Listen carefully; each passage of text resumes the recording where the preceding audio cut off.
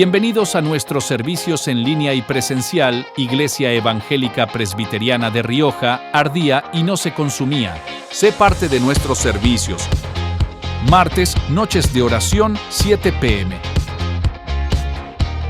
Miércoles, noche de damas, 7:30 p.m.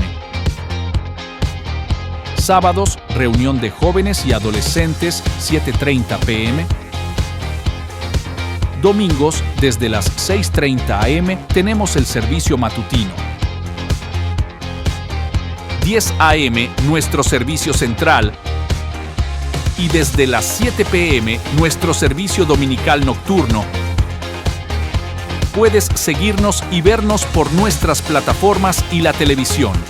En Facebook, YouTube, como Iglesia Presbiteriana de Rioja y por la televisión, vía Alto Mayo Televisión, Canal 19.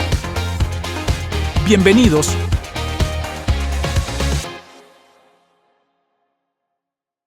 Nuestro Señor Jesucristo sea con cada uno de ustedes. Hoy tenemos un encuentro más en su programa, Meditando en la Palabra. Un saludo especial a cada uno de ustedes por ser parte de este programa por medio de las plataformas virtuales y también por medio del Internet. Que la paz del Señor sea con cada uno de vosotros. En esta ocasión queremos enfocarnos acerca del Sermón del Monte Los Olivos en el Evangelio de Mateo capítulo 24, referente al retorno de Cristo.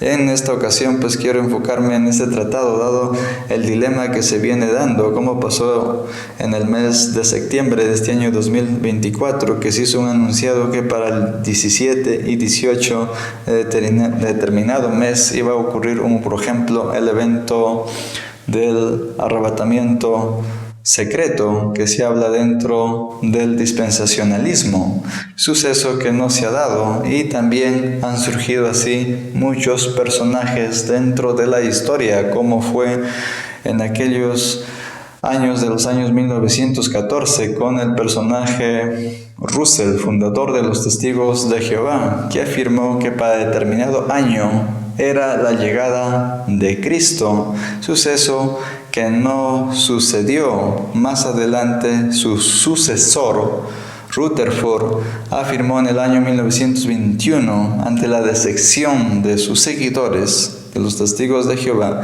que sí había venido Jesús en ese año, en el 1914, profecía anunciada por el famoso Russell, y que había venido de manera invisible, y que a partir del año 1918 había comenzado a purificar el templo. Tantas atrocidades se oye hoy en los medios de comunicación por la ausencia de una solidez en las escrituras. Entre ellos también pues van a tener a Elena G. de White dentro de estos grupos, como es el grupo del séptimo día, con ciertas interpretaciones muy oscuras del dispensacionalismo, y también pues hoy muy promovida dentro del campo evangélico. Ante tales inquietudes necesitamos la sola Escritura como el estándar de la respuesta a nuestras necesidades acerca del fin de los tiempos. Y les adelanto este aspecto. El fin de los tiempos inició con la muerte, resurrección y ascensión de nuestro Señor Jesucristo, y termina con la segunda venida de Él mismo. ¿Me dejo entender? Entonces nos encontramos dentro de ese paréntesis, y los últimos tiempos empezó hace 2000 años, como Pedro lo reafirma en su sermón en el libro de los Hechos, cuando está dando su sermón y le dice: esto es lo que el profeta Joel anunció, que en los últimos días o en los últimos tiempos Dios derramaría su espíritu sobre toda carne. ¿Y qué se refiere a ello? Está citando Pedro diciendo que es el cumplimiento de los últimos tiempos, anunciado ¿por quién? Por el profeta Joel. Y eso es una reafirmación que estamos viviendo desde hace 2000 años, ese periodo a los que muchos en la escatoficción lo atribuyen en un tiempo futuro. Los últimos tiempos empezó con la ascensión de Cristo y termina con su retorno en su segunda venida. En los cuales pues en el Evangelio de Mateo capítulo 24 Jesús nos va a dar muchas directrices y respuestas a sus discípulos, que es el Evangelio del Sermón del Monte Los Olivos. Y les invito un momento que hagan una oración conmigo y así podamos avanzar en esta secuencia de este preciso instante. Muy bien. Te damos las gracias, Señor, en el nombre de Jesucristo, tu Hijo. Ilumina nuestras mentes y nuestros entendimientos. Guíanos, direcciónanos en cada aspecto que vamos a tratar en este preciso instante. Yo sé que muchos están conectados y otros están en sus inquietudes y afanes. Espero que tú les puedas dar un espacio de tiempo para poder meditar en este preciso instante. En el nombre de Jesucristo, tu Hijo. Amén.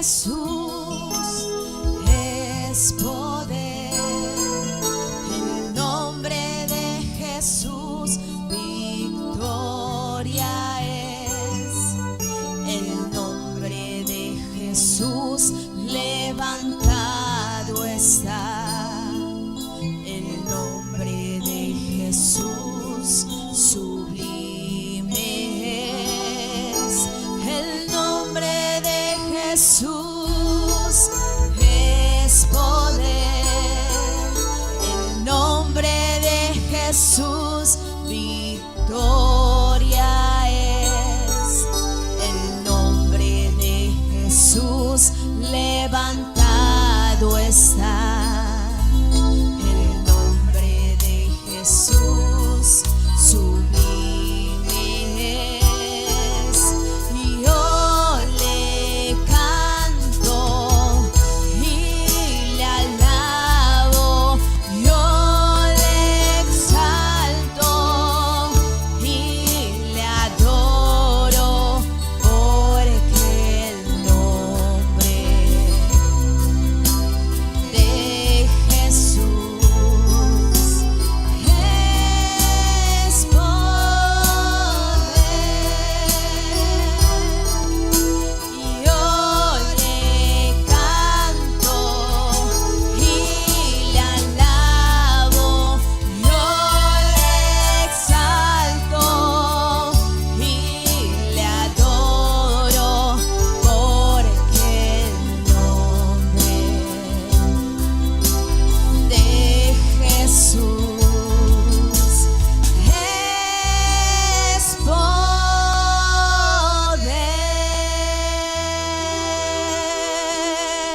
Aleluya, ¿cuántos creemos que el nombre de Jesús tiene poder? Amén. Amén. Digamos nuevamente esta hermosa alabanza. El nombre de Jesús es poder, el nombre de Jesús victoria es, el nombre de Jesús levantado está, el nombre de Jesús sublime es, el nombre de Jesús es poder, el nombre de Jesús victoria es, el nombre de Jesús levantado está, el nombre de Jesús sublime es, yo le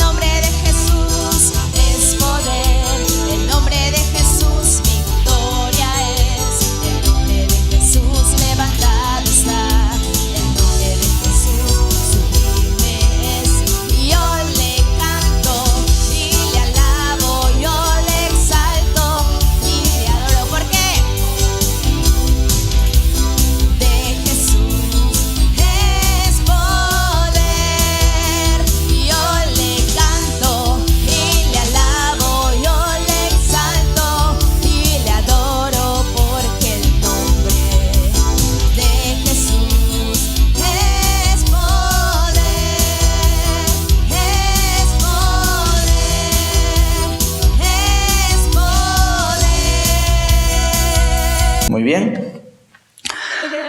Siguiendo, enfocándonos en este asunto. Muy buenas noches con todos. Que la paz del Señor sea con todos ustedes. Enfocándonos acerca del sermón del monte Los Olivos. Cuando Jesús nos dice, referente a ello, los discípulos le preguntan cuándo sería este suceso del fin de los tiempos y enfocamos en el versículo 1, donde nos dice lo siguiente. Cuando salió Jesús del templo y se iba, se acercaron sus discípulos para mostrarle los edificios del templo. Mas él respondiendo, él les dijo, ¿veis todo esto? En verdad os digo, no quedará aquí piedra sobre piedra que no sea derribada. Jesús empieza este anunciado haciendo un anuncio acerca de la destrucción del templo. Parafraseando acerca de este asunto, resumiendo, el templo, cuando habla del templo, justamente era el centro más sagrado de la identidad o la cultura de la nación judía, del pueblo de Israel. Para que me entiendan mejor, el primer templo fue construido por Salomón, el rey Salomón, y el segundo templo fue construido por Zorobabel, dada la situación que el primer templo fue destruido por el imperio babilónico. Consecuencia que nuevamente para los días de Jesús, Herodes el Grande, en el año 19 antes de Cristo, mandó nuevamente reconstruir este templo o ampliar el templo con una arquitectura muy avanzada para sus días, ya que los historiadores nos cuentan de una impresionante obra que hubiera sido considerada una de las maravillas del mundo, pero Jesús hace un anunciado que sería traído a ruinas. Y ese suceso sucedió en el año 70 con la invasión del general Tito. Entonces, ¿cómo se desliza esta situación? Este templo, de Herodes el Grande, que tiene su inicio de su ampliación o reconstrucción en el año 19 antes de Cristo, y toma 46 años su desarrollo o construcción.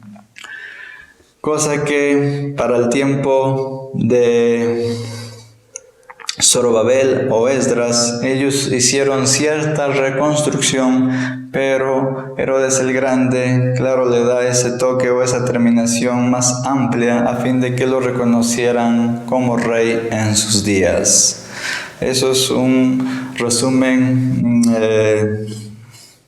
así muy preciso, quizás muy rápido, a fin de que puedan tener una panorámica a qué se está refiriendo Jesús cuando menciona acerca de este famoso templo, que el historiador Flavio Josefo, nos va a hacer una descripción de que fue enchapado en oro, y las partes que no se aplicaron el oro fue aplicado por mármol blanco, de tal manera que durante el día reflejaba toda la gloria y belleza del sol, y durante las noches toda la gloria y belleza de la luna. Y este suceso, aquí justamente a los discípulos les llama la atención, ya que tal construcción era una obra muy grande, el equivalente a 12 estadios de fútbol, o al equivalente a 15 hectáreas de terreno, que se había desarrollado tremenda construcción para aquellos días. Y justamente les llama la atención a los discípulos y le dicen: Señor, mira este templo. Y la respuesta de Jesús es contundente al reafirmarles que no quedaría piedra sobre piedra que no fuera derribado. Consecutivamente, vamos a ver que luego menciona lo siguiente: y él, estando sentado en el monte de los Olivos, se le acercaron los discípulos en privado diciendo: dinos, ¿cuándo sucederá esto? ¿Y cuál será la señal de tu venida y de la consumación de este siglo. Los discípulos, ante este anuncio de nuestro Señor Jesucristo, ellos se quedan perplejos y con la gran interrogante: nos has anunciado que el templo de Jerusalén va a ser destruido y ha sido construido en 46 años y va a ser hecho ruinas. Dinos cuándo sucederá esto. ¿Qué señal hay de tu venida y del fin del siglo? Esas son las interrogativas que tienen los discípulos, y nuestro Señor Jesucristo pues da una respuesta a sus seguidores a fin de que pudieran entender cómo se iba a suscitar las cosas.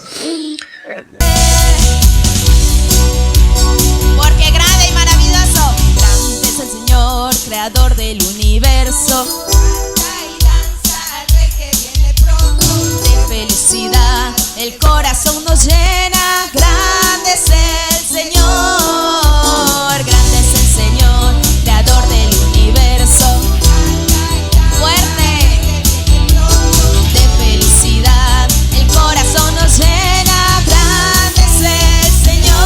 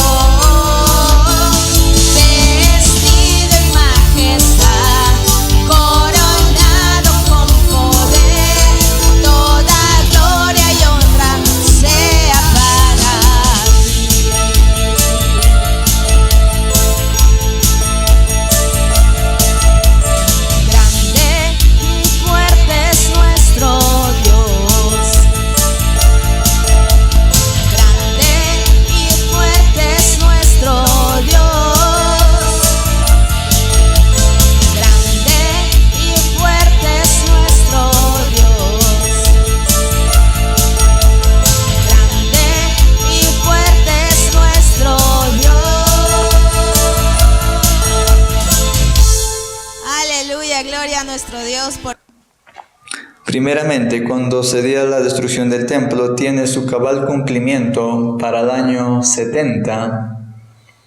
O sea, se da esa destrucción para el año 70 con la invasión del general Tito. Y eso es lo que se cumple pues aquí en las Escrituras, cuando Jesús hizo ese anunciado que sería traído a ruinas determinado templo, ya que no entendieron el tiempo de su visitación. Es lo que nos va a citar el libro del Evangelio de Lucas, el capítulo 19, versículo 44. Evangelio de Lucas, capítulo 19, versículo 44. Nos da las ciertas directrices por qué sería destruido. Y te derribarán a tierra, y a tus hijos dentro de ti, y no te dejarán en ti piedra sobre piedra,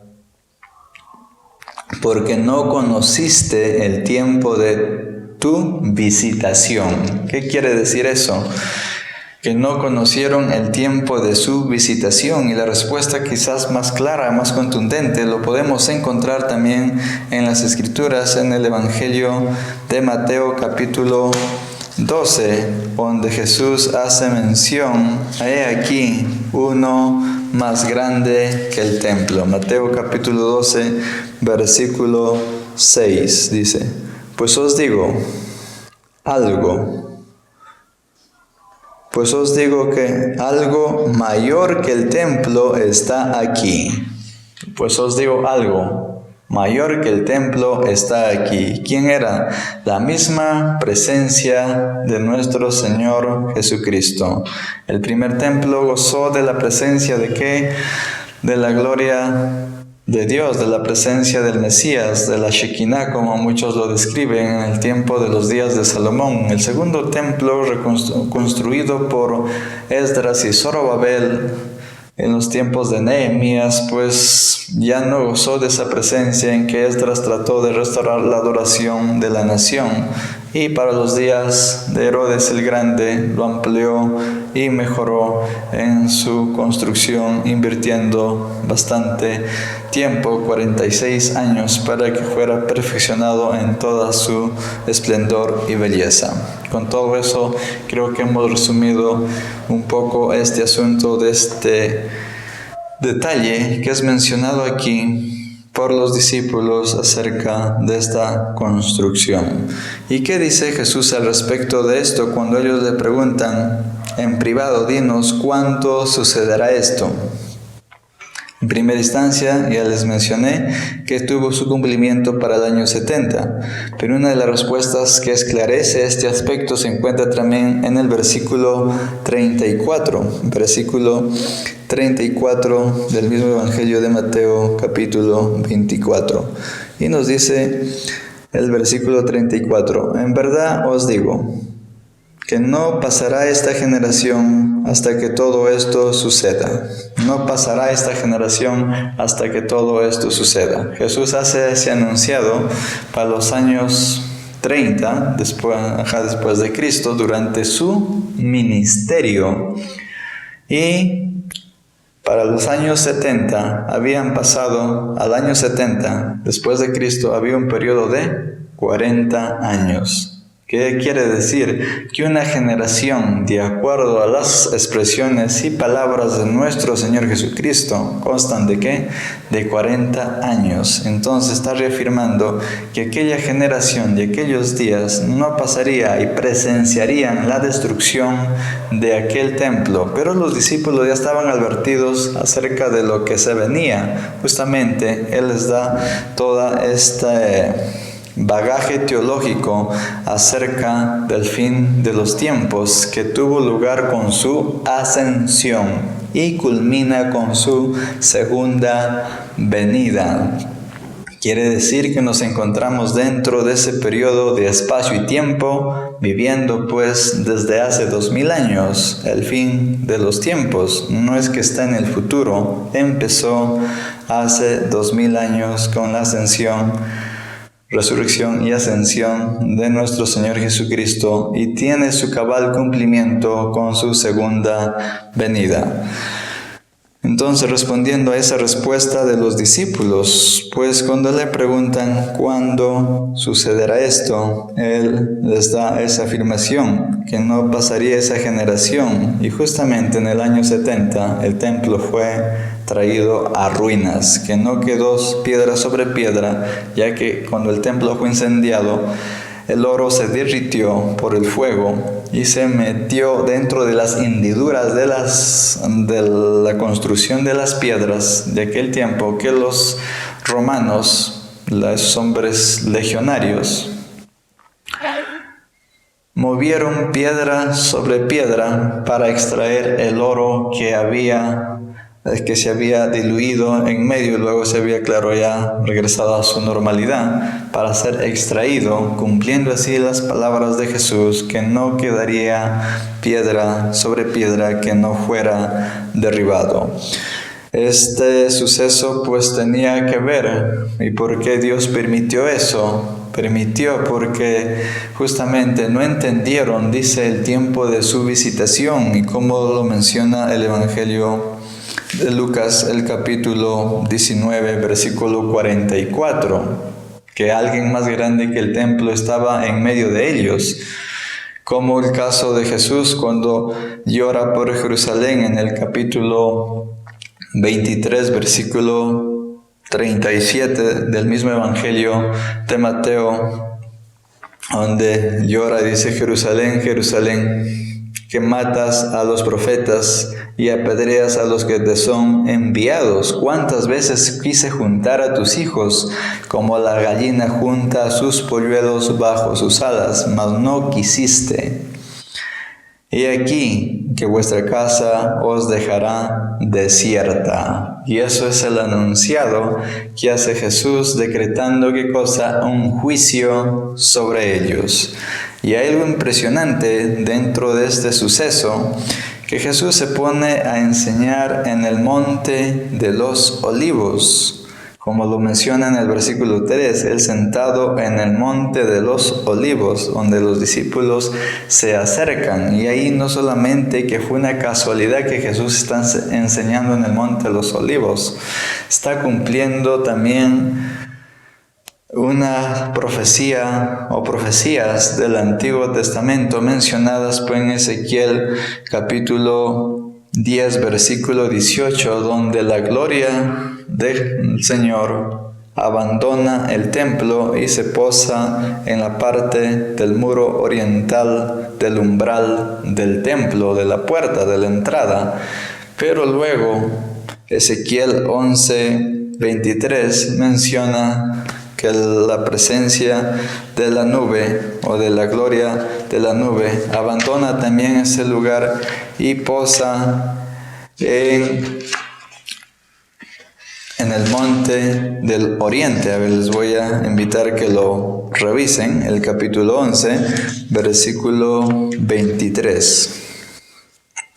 Capítulo 11, versículo 23, y nos dice: la gloria del Señor se elevó en medio de la ciudad y se detuvo sobre el monte que está al oriente de la ciudad. ¿Cuál monte está al oriente de la ciudad de Jerusalén? Justamente el monte de los olivos, donde en Mateo 24 Él se sienta y comienza a dar 5 de sus grandes discursos, entre los cuales en este momento estamos estudiando el Sermón del Monte de los Olivos, basado al Evangelio de Mateo capítulo 24. Suceso que tiene que ver con su cumplimiento, que esa señal de que la nube abandona el templo en Ezequiel es una señal de que Dios traía juicio sobre ellos, como el caso de los labradores malvados, que todos sé que están familiarizados con ese relato,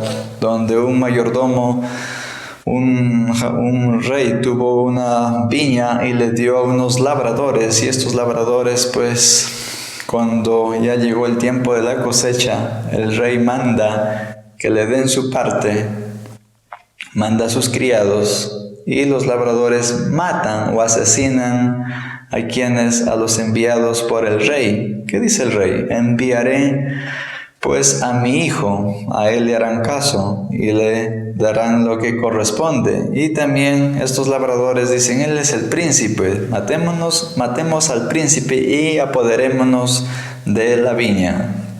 Y Jesús reafirmando dice, ¿qué hará el rey cuando él venga con estos labradores? Los destruirá. Y justamente Jesús les estaba haciendo esa advertencia a los fariseos y a la nación, que lo que le venía era una gran destrucción, ya que no reconocieron el tiempo de su visitación, como lo reafirma el Evangelio de Mateo, el capítulo 12, versículo 6, que alguien mucho más grande que el templo se encontraba ahí, pero no lo reconocieron. Justamente por eso lo que Jesús no van a ver que da sus sermones en el templo, sino lo da fuera del templo y se ubica, de acuerdo a la profecía, cumpliendo en el Monte de los Olivos, donde él toma asiento y comienza a dar ahí sus grandes discursos, y en lo cual en esta ocasión, en esta noche, pues estamos también citando uno de los discursos muy profundos de nuestro Señor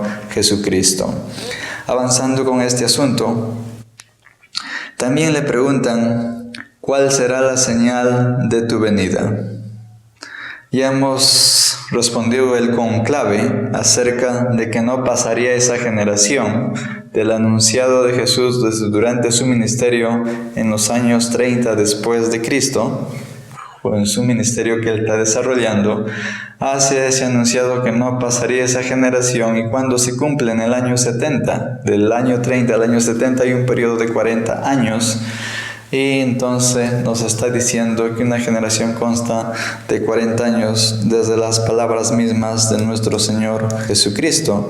Y eso pues ya lo revisaron en el versículo 34 del mismo capítulo. En verdad os digo, no pasará esta generación hasta que todo esto suceda. Y se cumplió así. Alabemos a nuestro Señor.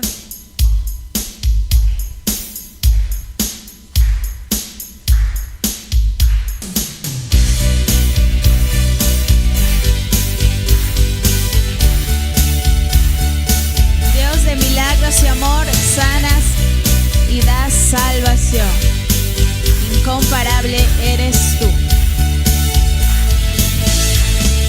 Dios de milagros y amor, sanas y das salvación. Incomparable eres tú. Brillas en la tú.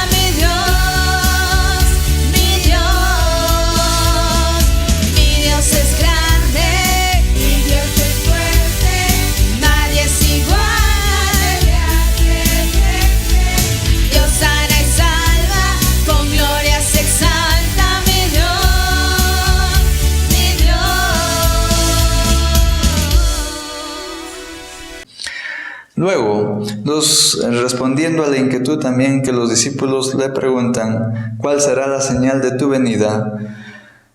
Y eso lo encontramos en el Evangelio de Mateo capítulo 24 versículo 36 y nos expresa lo siguiente. Pero de aquel día y hora nadie sabe, ni siquiera los ángeles del cielo, ni el Hijo, sino el Padre. Eso es clarísimo, dice que nadie lo sabe, ni los ángeles del cielo, ni el Hijo, solamente el Padre. ¿Por qué expresa eso Jesús? Jesús era verdaderamente Dios y verdaderamente hombre. Él sí sabía, pero estaba en su naturaleza humana y le correspondía glorificar a su Padre. Es por eso que Él da y dice solamente, mi Padre lo sabe el tiempo señalado. ¿De qué? De que después que Él ascienda hacia el Padre, el tiempo señalado de su retorno por segunda vez. Espero estar siendo claro. Entonces, ¿qué quiero decir con eso? Cuando aparece un personaje por ahí y hace un anunciado de ciertas fechas o tiempos, está delirando o está mintiendo, porque en sí Jesús fue enfático y preciso con todas estas directrices que le estoy dejando para que usted no sea manipulado y no sea enloquecido fácilmente por tanta información falsa que se promueve hoy dentro del internet o las plataformas virtuales. Siguiendo con este suceso, ya que hemos asentado los cimientos, enfocámonos ahora. Entonces ya entendemos cuál es la señal de su venida. Está dentro de la potestad del Padre. Nadie lo sabe. ¿Cuál es la señal? Su misma segunda venida. ¿Por qué? Porque cuando el Padre diga, es el tiempo que tú retornes a su Hijo, ese día tendrá su cabal cumplimiento. Pero hay una atribución por ahí que buscan esto y nos dicen lo siguiente. El versículo 3. Y estando en el monte de los olivos se acercaron los discípulos en privado diciendo, dinos, ¿cuándo sucederá esto? ¿Cuál es la señal de tu venida, de la consumación de este siglo? Respondiendo Jesús les dijo, mirad que nadie os engañe, porque vendrán muchos en mi nombre, diciendo yo soy el Cristo. Y eso ha sucedido durante la historia. Después de su ascensión, aparecieron muchos personajes que no les voy a citar todas las citas, ya que nos tomaría mucho tiempo, pero son sucesos que se han dado desde aquellos días y se seguirán dando hasta su segunda venida.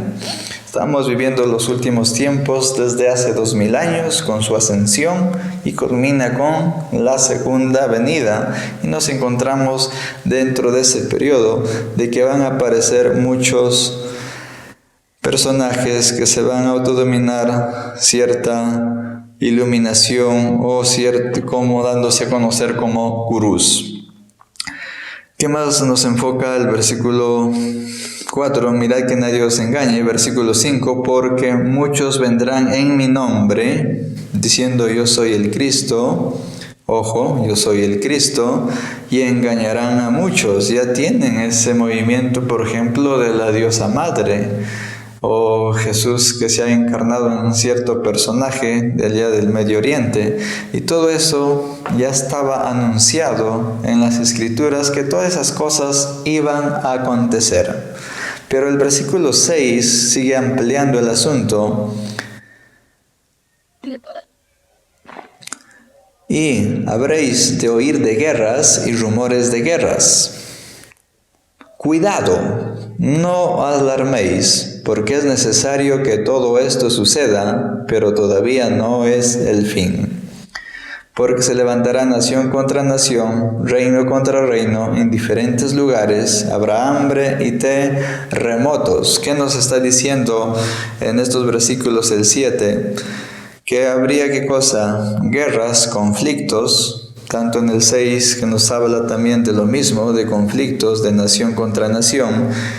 es una de los, ¿cómo les explico?, detonantes que siempre se ha dado durante la historia, después de la ascensión de Cristo, después de la caída del Imperio Romano.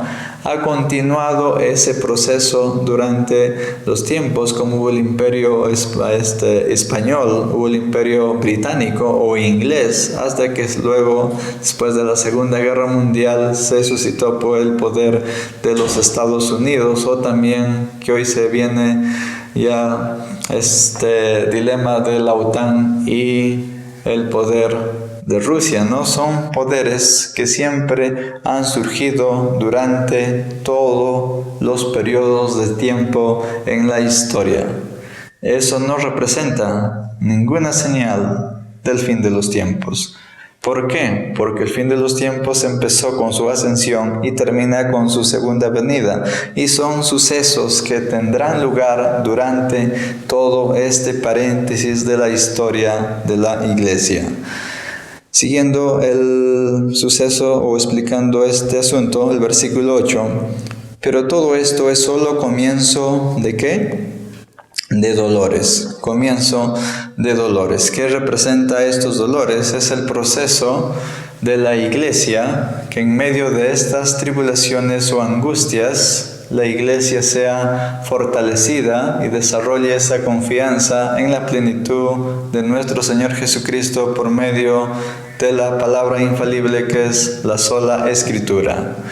No se refiere a otra cosa que a los padecimientos que se va a suscitar durante este periodo que inició ya hace 2000 años, y este sufrimiento o dolor terminará en su segunda venida.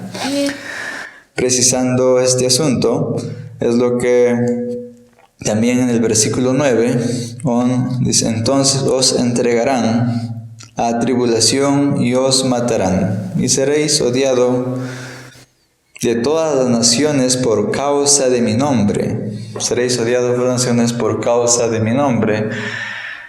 Y eso está pues referido al suceso que los discípulos tuvieron que sufrir después de la ascensión de Cristo. Muchos de ellos fueron perseguidos, fueron azotados, otros fueron llevados a la muerte. Y otros tuvieron la virtud de que vivieron en que fueron exiliados a una isla, como el caso de Juan. Y el caso de Pablo, que tuvo la potestad de ser juzgado y ser llevado hasta el César, a fin de que fuera testigo del Evangelio ante Nerón en aquellos días. Todos esos sucesos se dieron porque acá dice muy claro: os entregarán a tribulación y os matarán. Y seréis odiados en todas las naciones por causa de ¿qué? De mi nombre. Y ahí vemos ese cumplimiento, por ejemplo, en el apóstol Pablo, que fue llevado a Roma. Fue puesto en libertad por un periodo de tiempo corto y luego Nerón mandó la orden de que sea ejecutado. Suceso que vemos así, que habla de tribulación, que son las angustias y dolores que empezó en aquellos días con nuestro Señor Jesucristo, con su ascensión, la destrucción del templo y todos estos eventos que se han ido destacando y desarrollando y que culminarán en la segunda venida de Cristo. Eso es lo que Jesús en sí está enfatizando aquí, nada de otras cosas como se han reinterpretado por ahí en otros medios de comunicación. Siguiendo la secuencia, versículo 10, muchos tropezarán entonces y caerán, y se traicionarán unos a otros se odiarán, y se levantarán muchos falsos profetas, que eso ya es visible cada vez con más fuerza dentro del mundo cristiano y fuera también de él, que se han levantado muchos engañadores, y justamente dice, y a muchos engañarán. ¿A quienes engañan? Justamente a las personas que desconocen la sola escritura de la palabra de Dios, y por eso que usted se conecta jueves a jueves a este programa a fin de no ser engañado.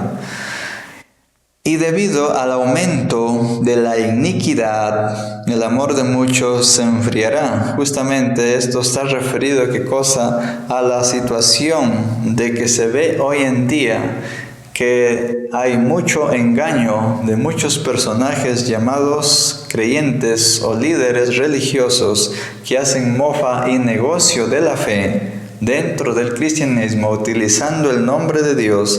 Es por lo cual muchos han dejado de creer en las alabanzas que van dedicadas únicamente a nuestro Rey de Reyes.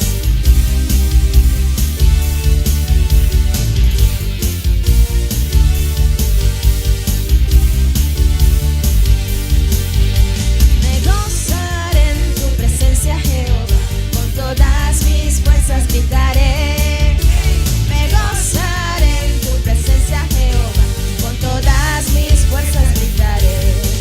Ante ti con gozo cantaré, con alegre danza celebraré, saltaré y me gozaré. Ante ti con gozo cantaré, con alegre danza celebraré, saltaré y me gozaré. Me gozaré en tu presencia, Jehová.